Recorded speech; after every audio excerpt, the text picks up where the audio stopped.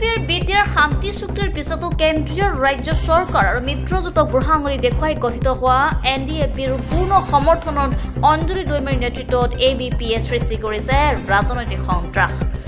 মিত্ৰজোঁট বিটিআৰ প্ৰধান প্ৰমোদ বড়োক এলাগি কৰি বিটিআৰ নিৰ্বাচন অকলে অৱতীৰ্ণ হোৱা বিজেপি দলক অতি গোপনে নাকত ধৰি চাকত ঘূৰাইছে এবিপিকে ধৰি বিটিআৰৰ সৰু সৰু আঞ্চলিক দলৰ সৈতে মিত্ৰতা কৰা বিপিএফৰ হাগ্ৰামা মহিলাৰীয়ে।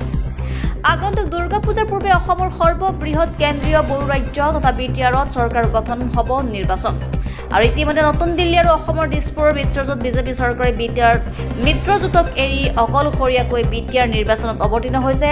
মূলতঃ অতি ৰহস্যজনকভাৱে ৰাজনৈতিক পাশা খেলত বিজেপি মিত্ৰজোঁটে বিটিআৰ নিৰ্বাচনত প্ৰধানমন্ত্ৰীকে ধৰি কেন্দ্ৰীয় শিক্ষামন্ত্ৰী শীৰ্ষ মন্ত্ৰী আৰু অসমৰ মুখ্যমন্ত্ৰী ডক্টৰ হিমন্ত বিশ্ব শৰ্মা শীৰ্ষ নেতৃত্বই বিপিএফৰ হাগ্ৰামা মহিলাৰী আৰু বিটিআৰ প্ৰধান প্ৰমোদ বড়োক উচ্চ প্ৰশংসাৰে উপচাই দিয়াৰ পিছতো বিটিআৰ ৰাজধানী দখলৰ অৰ্থে উক্ত দুয়োগৰাকী নেতাৰ মাজত চলিছে হাই লেভেলৰ বিশেষ ৰাজনৈতিক যুঁজ তথা আন এক কুৰুক্ষেত্ৰ ৰণদুন্দুভি।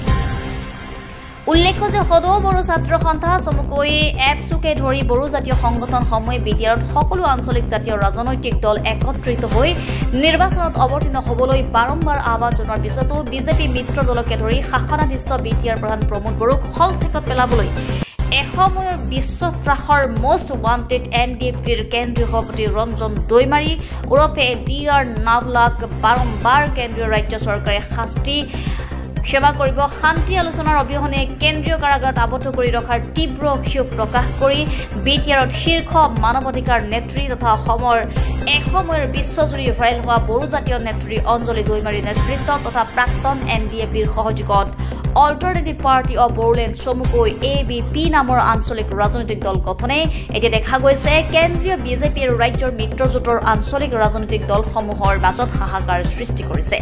এনে সন্ধিক্ষণত উক্ত নেত্ৰী অঞ্জলি দৈমাৰী এবিপিৰ সৈতে বিপিএফৰ শীৰ্ষ নেতা হাগ্ৰামা মহিলাৰী বুজাবুজিয়ে আন এক ৰাজনৈতিক তাৎপৰ্য বহন কৰিছে। এতিয়া সময়তহে প্ৰকাশ পাব শাসনাধিষ্ঠ বিজেপি আৰু ইউপিপিএল দল নে বিপিএফৰ সভাপতি হাগ্ৰামা মহিলাৰীয়ে বিটিআৰৰ ৰাজধানী বড়ো নগৰ কোনে দখল কৰে। বঙাইগাঁৱৰ পৰা ষ্টাফ ৰিপৰ্টাৰ প্ৰফুল্ল কুমাৰ দাসৰ ৰিপৰ্ট অৰুণোদয় অসম। 40টা সমষ্টিত হিতাধিকাৰী সভা আয়োজন কৰিছো আৰু এই হিতাধিকাৰী সভা আয়োজন কৰাৰ মূল কাৰণটোৱে হৈছে যে কেন্দ্ৰ চৰকাৰৰ বহুতখিনি আঁচনি ৰাজ্য চৰকাৰৰ বহুতখিনি আঁচনি ডাইৰেক্টলি আমাৰ হিতাধিকাৰীসকলৰ বেনিফিটৰ কাৰণে দিয়া হৈছে আৰু স্বাধীনতাৰ পিছত বিভিন্ন সময়ত বিভিন্ন চৰকাৰে এই আঁচনিবিলাক দিছে।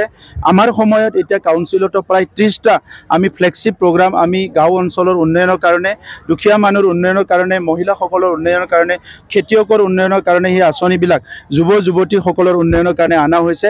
কিন্তু সেই আঁচনিবিলাক যদি 100% ৰূপায়ণ নহয় তো আজি কেন্দ্ৰ চৰকাৰৰ যিটো আশা বা চিন্তা অসম চৰকাৰৰ আশা বা চিন্তা বা কাউন্সিল চৰকাৰৰ আশা বা চিন্তাবিলাক ৰূপায়ণ নহ'ব। সেইকাৰণে আমি চৰকাৰৰ তৰফৰ পৰা ডাইৰেক্টলি হিতাধিকাৰীৰ লগত কথা পাতিছোঁ যাতে তেখেতসকলে কোনো কাৰণতে কোনোবা আঁচনিৰ পইচাটো বেলেগত খৰচ নকৰে। প্ৰধানমন্ত্ৰী আৱাস যোজনাৰ ঘৰ এখন বনাই ল'লে 20-25 বছৰ ভাল হয়। টয়লেট এটা বনাই ল'লে হাইজেনিক আমাৰ মহিলাসকলৰ কাৰণে খুব বেছি ভাল হয়। সো তেনেকা কৰি প্ৰত্যেকটো আঁচনি আমাৰ হাঁহ কুকুৰা পালন কৰা ছাগলী পালন কৰা গাহৰি পালন কৰা মুৰ্গী পালন কৰা হেণ্ডলুমৰ আঁচনি প্ৰত্যেকটো আঁচনিবিলাক যদি 100% ৰূপায়ণ হয় প্ৰধানমন্ত্ৰী নৰেন্দ্ৰ মোদী ডাঙৰীয়াই বিচৰা নিচিনা ভাৰতবৰ্ষখন বিকশিত ভাৰত গঢ় দিয়াত আমি অতি সহজে আগবাঢ়ি যাব পাৰিম।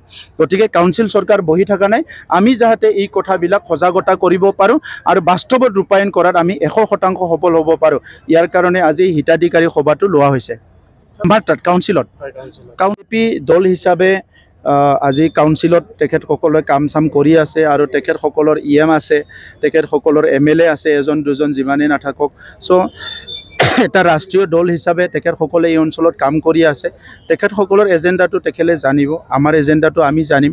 চ' গতিকে আজিৰ সময়ত মই বিজেপিৰ কথাটো এনচাৰ দিব নোৱাৰোঁ UPPLৰ কথাটো সুধিলে এনচাৰ দিব পাৰোঁ। ইতিমধ্যে UPPLৰ বহুকেইজনে বিজেপিত যোগদান কৰি আছে মইতো দেখা নাই কোনে কৰিছে এনেকা কথাবিলাক ওলাই থাকে কোনোবাই সোধে কিন্তু মইতো দেখা নাই কোনে জইন কৰিছে। এজিপিৰ লগত মিত্ৰতা হ'ব নেকি? এজিপিৰ লগততো মিত্ৰতা অলৰেডি আছে আমি এজিপিৰ লগতো আছোঁ, বিজেপিৰ লগতো আছোঁ, কেন্দ্ৰ ৰাজ্য চৰকাৰ চলি আছে, কাউন্সিলতো চলি আছে। গতিকে পৰৱৰ্তী সময়ত আহি থকা নিৰ্বাচনত কি হ'ব এইটো নাজানো, কিন্তু এজিপি এটা আঞ্চলিক দল হিচাপে তেখেতসকলে যিটো আমাৰ কাউন্সিল এৰিয়াত আগতো ইলেকশ্যন খেলিছিলে এটা দুটা, চ' এইবাৰো তেখেতসকলে কিছুমান ইলেকশ্যন খেলিব বিচাৰে, তাত আমাৰ কোনো বাধা নাই। হাগ্ৰামা ক'ত হাতাওঁ, তেখেতসকলে কৈ আছে প্ৰমোদ বড়ো হাতাওঁ, মইতো হাগ্ৰামা ইয়াতে জন্ম পাইছে, ইয়াতে থাকিব। দেবাৰগাঁৱত ঘৰ আছে, বেলেগত ঘৰ আছে যদি মই নাজানো। এই হাগ্ৰামা হাতাওঁ কিবা কিবি এই শব্দবিলাক আমাৰ তাত নহ'ব। আমি চবকো বিচাৰোঁ, চবেই থাকক, চবেই কাম কৰক, কাজিয়া পেচাল কৰিব নালাগে।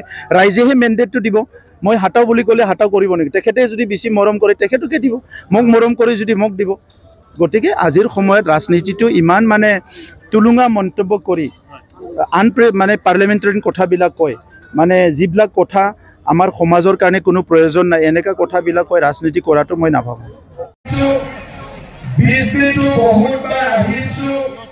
কিন্তু বিজেপিৰ বেনাৰত ইমান হাজাৰ হাজাৰ কাৰ্যকৰ্তা উপস্থিত হোৱা আমাৰ বাবে গৌৰৱৰ বিষয়।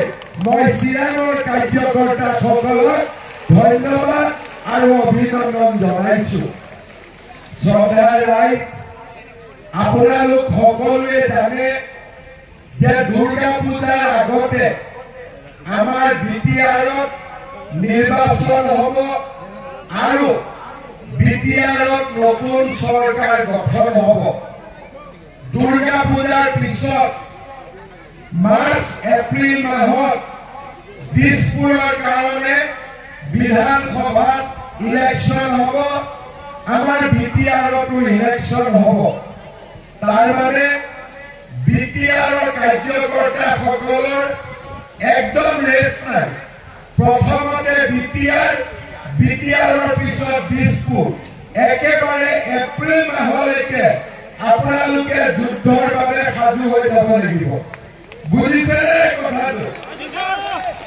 আজি আমাৰ ৰাজ্যখনত আপোনালোকে দেখিছে যে যোৱা 5 বছৰ আৰু তাৰ আগতে সোণোৱাল ডাঙৰীয়াৰ নেতৃত্বত আমাৰ 5 বছৰ সৰ্বমুঠ 10 বছৰ বিজেপি দলৰ চৰকাৰ দিছপুৰত প্ৰতিষ্ঠিত হৈছিল।